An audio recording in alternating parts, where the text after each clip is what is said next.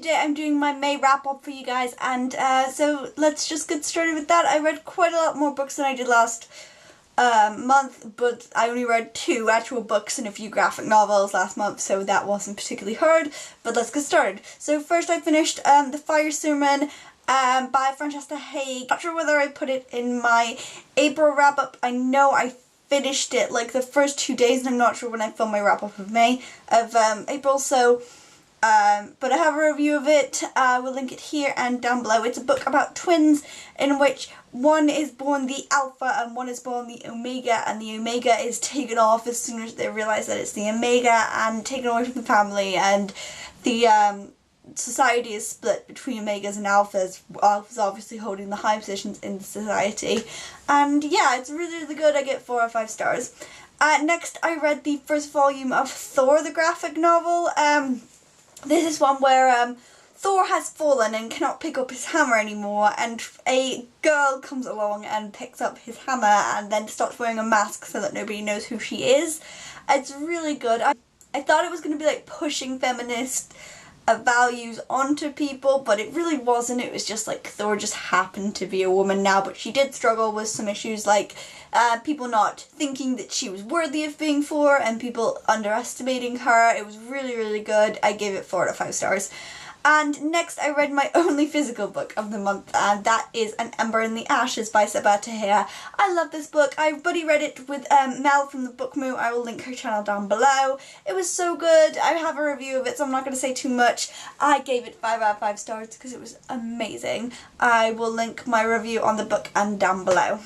The next book I read was another graphic novel, and that was Rat Queens Volume 1. I have a beginner's graphic novel review which I will link on the book and down below. I loved it. It was so good. It was just so good. A lot of great female friendship and great relationships between the females and their love interests. It was really great, and I'm currently reading the 2nd volume, which is even better, and I will do a review when I'm finished with that. The next book I read was Ms. Marvel Generation Y, which is volume 2, and I have a graphic novel review of this one, so I will link it there and down below. This one was way better than the first one. I gave it 5 out of 5 stars. It was so good. It was great to see Ms. Marvel in more of like not trying to flesh out her backstory, actually having her do things and not just trying to have her figure it out. It was like she's still figuring things out, but she sort of has more of a gist of it now. And after that I read The Assassin's Blade by Sarah J Maas. This is the novellas from the Throne of Glass series. I read it in preparation for buddy reading Heir of Fire with Book Loving Jess next month, and oh, I loved it. It was so good, but it was so bittersweet, loving this character that we know what happens to them because of Throne of Glass, and I really fell in love with that character, and then what happened to them was so heartbreaking, even though I knew what was going to happen to them, so I don't know why I got so attached, but I did, and it was heartbreaking. So I'm really excited to read Heir of Fire now. But yeah. Next I read Never Never, Part 1 and Part 2 by Colleen Hoover and Tarryn Fisher. I have a review, so I'll link it there and down below. This is so good. It's new adult.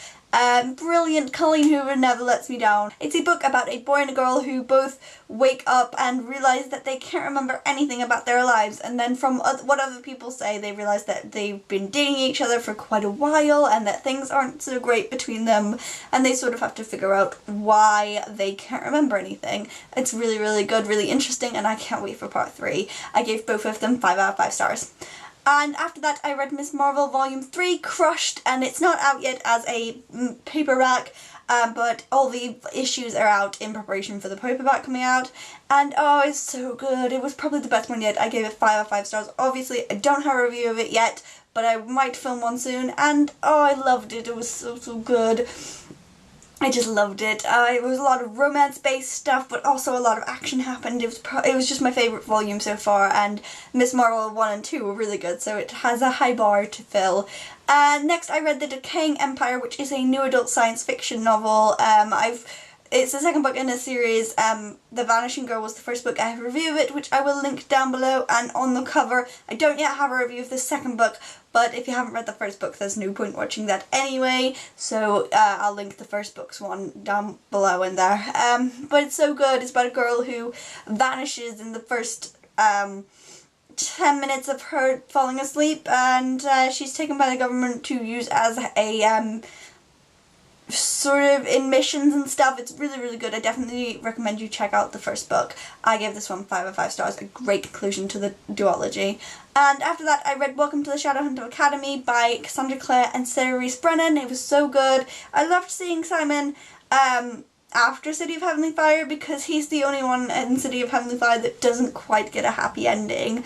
But I'm not going to say too much about it because I don't want to spoil City of Heavenly Fire for anybody, but it's really, really good. If you've read City of Heavenly Fire, I definitely recommend you check out Welcome to the Shadowhunter Academy.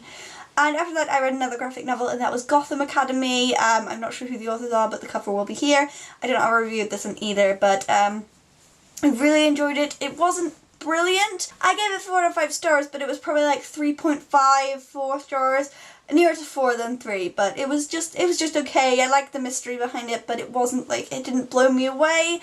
I got it for a review from Edelweiss, so I will be doing a review of it soon for you guys. And lastly, I read A Court of Thorns and Roses by Sarah J Maas. I buddy read this one with Angela from Reading in the Rain. I think it's Reading in the Rain. I'll link her channel down below. I've not yet done a review of it because I literally finished it like last night, but I really enjoyed buddy reading it with her. It was so fun. She did read a lot quicker than me though, so I was like trying to catch up. It was such a good book. I gave 5 out of 5 stars, although I was teetering on whether it was 4 or 5, so it's probably more of a 4.5 if Goodreads would allow me to do that.